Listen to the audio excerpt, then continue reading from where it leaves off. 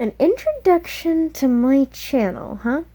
I guess I'll explain where my videos take place. My Megaverse. That's right. I didn't create an AU or a multiverse. I created a Megaverse. A collection of multiverses. Technically, I didn't create all of the worlds inside of each of the multiverses, inside of each of the Megaverses. But, I've edited them to fit inside my own canon. So this should be fun. Let's get into it. Now, the multiverse we're going to be focusing on, because this is where most of the stories take place, is Offverse. It's I know, really creative name. Everything's just a little off, my own version of how I feel the multiverse should work. Of course, I've got a couple of other multiverses that I focus on. There's one, I don't have a name for it yet. I might come up with one at some point, but it's more of the stereotypical, more Alicia Pleb style multiverse. And of course, there's multiverses for the different shows and games and stuff that I'm a fan of that sometimes cross over into the Undertale multiverses. Like, an Offverse Shattered stream doesn't exist. But I had my nightmare react to him anyway. That video might not have released yet. Oh well, now you know. Because he doesn't belong to that multiverse. He belongs in the Alicia Pleb style multiverse. And personalities are in Offverse are an amalgamation of a bunch of different people's representations, and not necessarily the canon, although I try to keep them based off of the canon ones. Well, let's start with our first person. Nightmare shares his soul with someone else. That's a result of the Apple incident, as I'm sure you guessed. He runs his little group, although it's not like the Bad Sands you're used to. It's more inspired by Alicia Pleb's work. So, Nightmare, after the whole X-event mess that I'll get into later, it's also not like the Underverse you're used to. He gained control of his soul again and became kind of the, I wouldn't say the multiversal therapist. That role kind of goes to an Underswap Paps. We're not entirely sure which Underswap he's from, but we'll get into that later as well. He started collecting broken rejects, I guess, and they're all part of his group. Now, Error. Now, this is going to sound a little weird considering we just covered the guy who's sharing his soul with someone else. Well, you might be used to it, given Cross. But Error is a special case. You see, not only does he have his own weird soul situation, there's also new errors and Genos being created all the time. His AU is really messed up. And errors and Genos can be created from pretty much any AU. Mostly errors, though. Genos tend to be very specific situations. But most of them don't last very long. Error is the only one that's really surviving at this point. There was Error 404 at some point, but he's gone now. He's not the crazed destroyer most people portray him as. He generally only destroys collapsing or self-destructing AUs. Generally helps Nightmare, Dream, or Core Frisk with evacuating the citizens.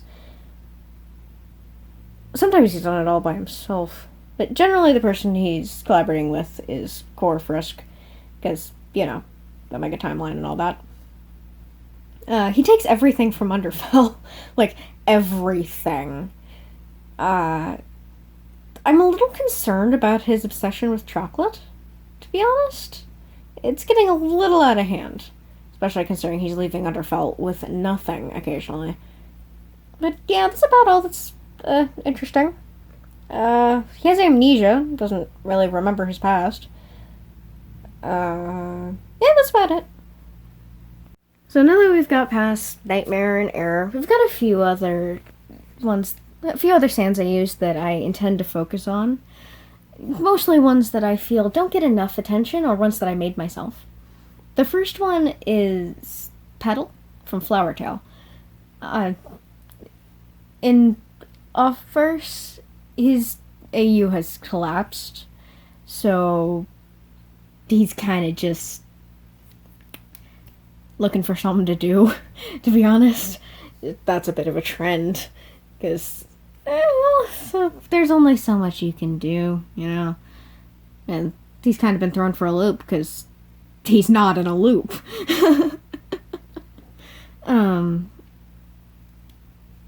The survivors of Flower Tale are unfortunately few. Sans, Papyrus, Kara, Flowey, Asgore, Muffet, and for some reason, one singular Vulcan. Somehow that annoys me the most. A very similar situation to the previous one, Flower Fell Sounds, though he'll mostly be staying in the Omega timeline with his Frisk, who he's very happy to have back. I won't be focusing as much on Cross and Epic, although they will pop up occasionally. Cross and Epic are basically just the weeb duo. Weeb memes. That's about it. Killer and a Negatail Killer. Yeah, I came up with that one randomly. Yeah, but I'm going to be focusing on him a bit.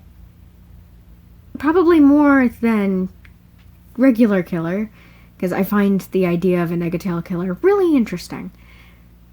Yeah, no, nothing much changed with Killer. Classic, we'll focus a little bit on him, though I don't really want to spoil any of the story I've come up with for him. I try to keep him about as close to canon as possible. Ship children are not really a thing, though we do have a few quote-unquote children. So far, as far as we know, there's only 3. Dusk, Dawn, and Blend. Dusk and Dawn are both results of fights between Nightmare and Dream. Early fights. Apparently, when you get enough magic from those two in the same place, you get a new seedling, because they both have apples? Essels? Yeah, it's really weird. Dusk has more of Nightmare's magic than Dream's, and he's the younger of the two. He is snarky as all hell, but Dawn has more of Dream's magic than Nightmare's. He's a bit bipolar, passive-aggressive. It's a little annoying and concerning, and he's the older of the two. Blend is a result of the X-Event mess, so he's got a bunch of different Sans magic in there. And a couple Papyruses, too. Yeah. He is all over the place. He is not stable. Serious angsty teen energy on that one. But I don't ship any of the Sans in Offverse. There are no Sans in relationships with each other. Or with anyone. I just find that as a source of conflict, and it's kind of annoying, honestly. So that's just not going to be in there. There's some characters who have been created outside of AUs. They just don't have AUs. Which is, mostly just these 3. Because that kind of thing doesn't happen often. It's extremely difficult to pull off, because how exactly does a soul get created from a bunch of magic? That's going to take an absurd amount of power. We won't really see much of Murder or Horror, because they're both still in their AUs. Their AUs are perfectly stable. Nightmare would totally rescue them, but he doesn't, or can't, interfere with fully stable AUs. Reaper is kind of surprising, honestly, but he just randomly pops up in places. But he's a very busy man. He has no idea how old he is at this point, and honestly doesn't care. Really, the only reason he ends up wandering around the multiverse is because randomly he finds people who literally can't die. So he enjoys getting his hugs here and there. Although he isn't accustomed to touch, he is kind of touch-starved, which is a really awkward combination. He has a moderate coffee addiction, but it's not his entire personality, like some people make it. But he's just generally done. He's so tired. Although nothing compared to Gino. He's morbid sense of humor, naturally. He's one of my favorites. That's honestly why he's in here. I'll talk about Ink later, not talking about him now. Swap doesn't know about AUs? Like, at all? Yeah, I'll cover him mostly in another video. I have a story planned for him that I don't want to spoil. Yes, Dream. Also has a little bit of the split soul situation that Nightmare has, but not to the same extent. After all, he only has one apple, while Nightmare ate all of them. So he just kind of has a fragment of a soul attached to him. It's just got this ghost kind of just following around like Kara does for Frisk in Undertale. He can't touch Nightmare or the negative apples. I feel like I needed to point that out because most people ignore that. But that is very much a part of my multiverses. He can feel the positivity and negativity from any AUs he's near. Thankfully, he can't feel it from all of them. That would be torture. He can feel the full range of emotions, as Nightmare can as well. I forgot to mention that. He's not restrained to positive emotions, partially because I don't know how to portray that, nor does anyone else. But negative emotions cause him physical pain. So this dude is in near constant pain.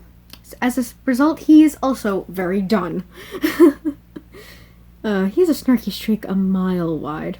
And his sense of humor entirely changes depending on the day and his mood. He stays away from fellow use as much as possible, because, ow. He's one of the few aware of the non-Undertale AUs.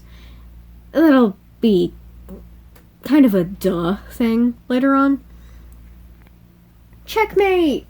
Checkmate! That is the sounds from Tricktail, one of my AUs.